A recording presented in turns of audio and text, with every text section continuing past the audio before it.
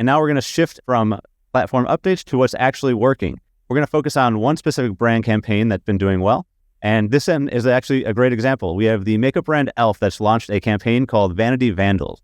You can look at the same evidence 100 times and still miss it.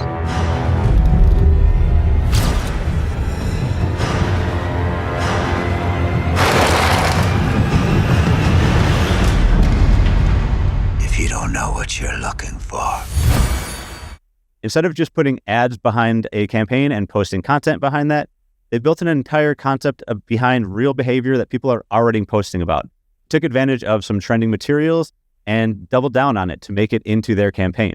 They've turned that into a full true crime style mockumentary. Lauren, what do you see about e.l.f.'s campaign about this true crime and the Vanity Vandals? I think it's extremely creative and thoughtful when it comes to, again, promoting products or trying to get a community involved. I think it's extremely funny that they are leaning into the mockumentary because I myself am chronically online and I see people making fun of online bits all the time. I just saw one where it's like Boo in a Hulu original mockumentary about the Monsters, Inc. and everything. My name is Boo. I am 27 years old. And in 2001, I was abducted in my sleep from my childhood bedroom. So it's very timely. It is very contemporary. And I think they did a great job incorporating also influencers into, again, that mockumentary. It's 9 minutes long. And from what I saw in my own research, they were getting a lot of engagement. I truthfully think that this is absolutely a play off of what was a previous campaign of theirs, which is called Cosmetic Criminals, which again, they're leaning into the true crime girly situation. Makeup is a multi-billion-dollar industry. And also, like, true crime, I think, is one of the most searched results online. So I think, again, it was extremely strategic, creative, and thoughtful. So I thought it was great. I'm curious to see how much more of their sales have gone up. I know that the views on TikTok and online have significantly gone up. They're in the millions. So, yeah, I'm excited to see how this continues to go on and what kind of additional true crime themes they'll use in future marketing. Because again, I am also a true crime girly, so they got my attention with this. Yeah, I think it's awesome what they're doing. It's they kind of have their finger on the pulse a little bit better than other brands out there, other large brands, where it seems like they're in touch with what's going on social media, and they kind of use that as leverage in their campaign. I think a lot of other brands will just think they're bigger than everyone else and come up with their own campaign and think they're going to start a movement. But in today's marketing age, I think that's not the move. The move is more towards what e.l.f. is doing and just lean into what's already online, something that people can already relate to. But do we think that this is something that only e.l.f. or larger companies can take advantage of? Or do we think smaller businesses and everyone has an opportunity to play ball and do something like this?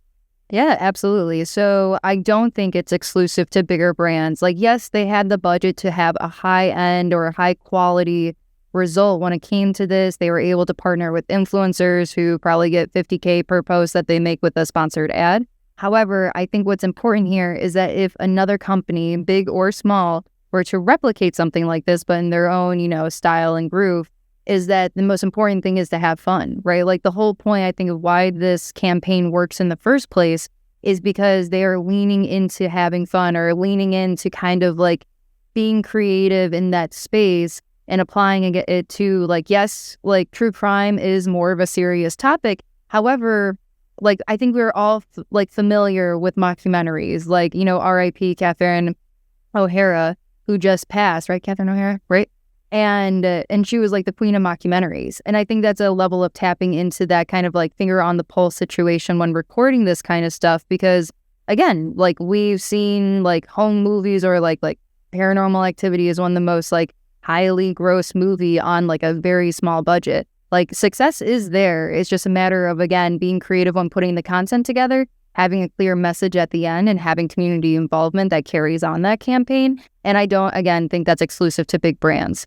It's more or less about having fun, which is where the trend is going with social media. So yeah, that's a good point. I think that some people can look at this and think that they're successful because the production value is really high, right, and there's no way that I could do that. But I don't think that's the key here. I think the key is that they're playing off of something that is relatable. And I think if you do take this down to a small town level, we all have something going on in our town that everybody knows about, whether it's, a certain person that you always see walking the streets.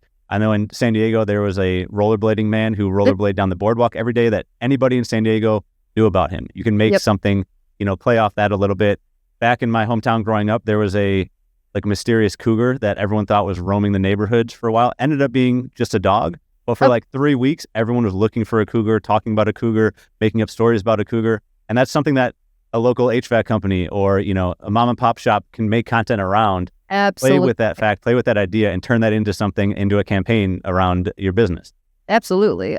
First thought is that if they were going to have fun with it, ask someone to dress up in like a onesie, like a cat onesie, and be like, look who we spotted, like in the security cameras, right? And it's them walking, not necessarily walking out with products, but like I heard about your new ad or I heard about your new sales, like that's the whole thing. It's like lean into having fun, tap into what is currently being talked about and try to use it to your biggest advantage. So yeah.